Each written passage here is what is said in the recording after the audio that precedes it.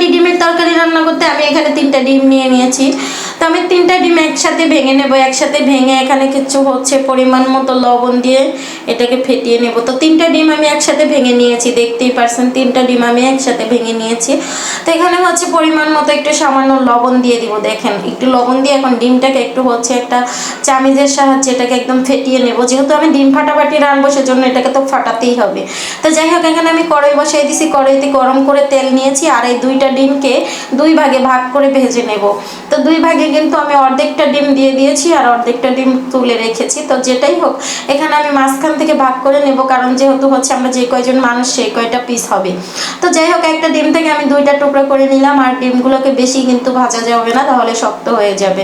তো যাই হোক, এখানে আমি দিয়ে দিলাম কড়াই বসে, এখানে দিয়ে দিয়েছি পেঁয়াজ হচ্ছে, আদা রসুন জিরা সব কিছু আমি বেটেই ব্যবহার করি। তো যাই হোক, আমার মশলাটা কিন্তু ভাজা হয়ে গেছে, পরিমাণ মতো পানি দিয়ে কষিয়ে নেব। তো এখানে আমি পরিমাণ মতো পানি দিয়ে এখানে দিয়ে দিলাম হলুদের গুঁড়া, মরিচের গুঁড়া, সব কিছু দিয়ে একসাথে মিশিয়ে নেব কষিয়ে।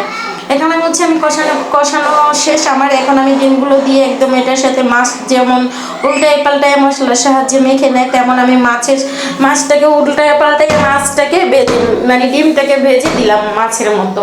তো যাই হোক, এখানে আমি পরিমাণ মতো ঝোল দিয়ে দিব। ঝোলটা কিন্তু গরম পানির ঝোল দিতে হবে, ঠান্ডা ঝোল দিলে হবে না, গরম পানির ঝোল দিতে হবে। তো যাই হোক, আমি এখানে গরম পানি করে রেখেছিলাম, গরম পানির ঝোলটা দিয়েই দিলাম। এখানে আমার রান্না বান্না শেষে আমি একটু ধনেপাতা কেটে রেখেছি, এই ধনেপাতাটা দিয়ে দিলাম। এই পর্যায়ে আমার তরকারিটা রান্না শেষ। তো তরকারিটা রান্না শেষের জন্য হচ্ছে ধনেপাতাটা ছিটিয়ে একদম দেখেন কতটা সুন্দর কালার চলে আসছে আর খেতেও খুব অমি হয়েছিল। এই যে দেখেন ফাইনালি লুক